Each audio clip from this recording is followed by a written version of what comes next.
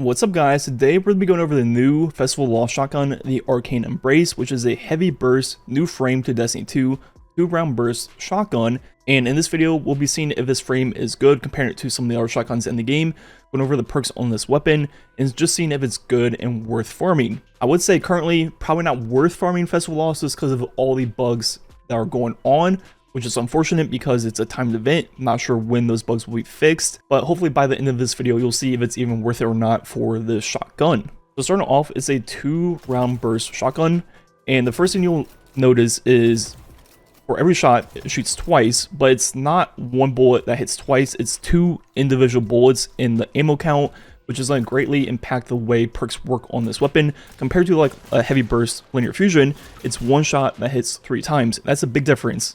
And looking at damage on Carl, it's going to be kind of hard to hit 2 precision shots depending on the target because of flinch and things like that. But it's going to hit for 22,000, 0.8 twice. Then for body shots, 12.9 thousand. Comparing that to a normal slug, the slug is going to hit for 47.7 thousand. And the body shots are for 27,000. And also throwing in a 140 RPM shotgun. The heavy burst is definitely the most similar to a slug, where it's going to be single shots compared to pellets of, let's say, the 140. But looking at all the numbers, the body shot, the headshot, and the headshot multipliers, as you see, slugs just do a little bit more damage across the board for both body and headshots than the heavy burst, and they both have a 75% increase to critical damage. While the 140s are obviously less, but they'll shoot a lot faster. And speaking of shooting faster, we're looking at a rate of fire of 7 shots. So 1 full mag of the heavy burst, 5.155 seconds. Same thing for a slug, 7 shots at just under 5 seconds. Then 7 shots with the 140, obviously the quickest at 2.6. So the DPS of all 3 shotguns, the slug once again is just to be a little bit higher than the heavy burst by doing more damage per shot and a little bit quicker rate of fire. And the 140s are the highest at 85,000. But I think the weirdest thing about this shotgun is the fact that it's coded as individual bullets still, even though it shoots twice per shot, and you only reload 1 at a time. So a slug reloading 7 shots only takes just under 3 seconds, but then with the heavy burst, you have to reload not 7, you have to actually reload 14 individually, which makes it take almost twice as long, which makes not a lot of sense to me. Slugs also hold 19 base reserves, while the heavy burst is 37, so technically half a shot less than a slug. The 140s are also 28, so total damage of the slug, once again, higher than the heavy burst, and the 140 is in the middle. So overall, this new heavy burst frame shotgun is very similar to a slug in a lot of ways, where it's going to be a single hitting weapon and not a pellet. But compared to a slug, you have to hit twice to get the full damage of each shot, which is going to be really hard depending on the target. If you're not using something like Div, you might end up missing 1 of the 2 precision hits and lose a decent chunk of your damage just from simply missing. And even if you do hit both of the headshots, its base damage is lower than that of a slug for the 2 shots compared to the 1 of a slug. Then we go even further than that, because it shoots twice, its rate of fire is slower. Also, since it's coded as individual bullets, you have to reload 14 times compared to 7, taking nearly twice as long to reload. So what is even the point of this heavy burst frame? I just don't get it. It's just a slug that is harder to aim, shoots slower, does less damage, and takes longer to reload. There is no upside to any of these trade-offs at all that I can see for PvE, outside maybe some interactions with perks. So we look at the perks on this weapon, starting off with the left column.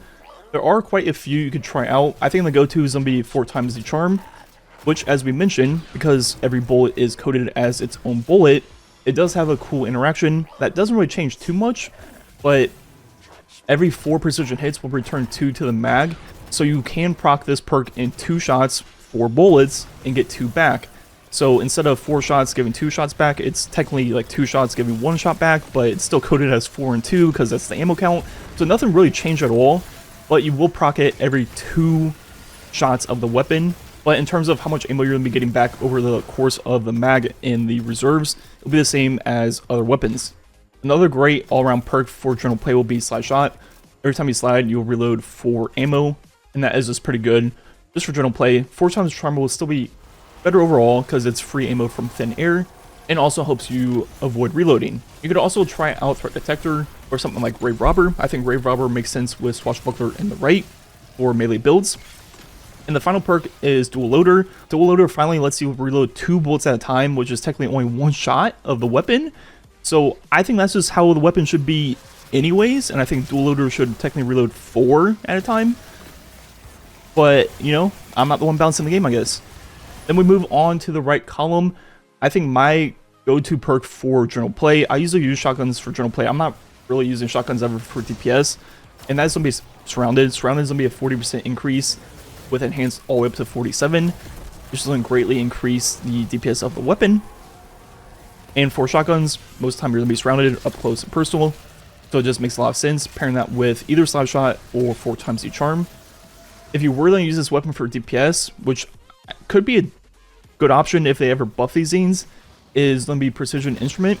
On every hit, you get a buff to the damage of the weapon, and it stacks up to 6 times. And with this weapon hitting twice per shot, you can actually get to times 6 in 3 shots of the weapon. And with Enhanced, that's going to be a 30% increase, not too bad at all. Pair that with 4 times the charm, that is legitimately a good per combination for DPS on a shotgun, if these things ever are worth using. Another perk that isn't too bad is Volt Shot. If you're in a situation where you can kill stuff, then reload and proc Volt Shot on a champion or something like that, it's going to be roughly a 28.5% increase in proc on every single bullet on the weapon. So kind of similar to that of Precision Instruments in terms of roughly 30% increase. So it could be kind of good for champion gameplay, but obviously not great on a shotgun. And the one weird perk on this weapon is Desperado. Desperado on shotgun is like, okay. And once again, it's going to be roughly a 30% increase to the rate of fire of the weapon, equaling a 30% increase to the DPS. But for most weapons in PvE, you'd rather increase the DPS by increasing the damage and not the rate of fire, because increasing DPS through damage increase actually will be better for your total reserves and your total damage output, while increasing the DPS through rate of fire just makes you burn through the ammo faster and doesn't actually help you do more damage overall. And the final perk that isn't even supposed to be on the weapon is going to be Trench Barrel. If you get the one from the quest, it drops with Trench Barrel, which I'm assuming this will be like Volt Shot on the Seasonal Pulse, where it's not intended and they'll probably take it off our accounts. And the reason why we're pretty sure that is because Trench Barrel doesn't even work correctly on the weapon.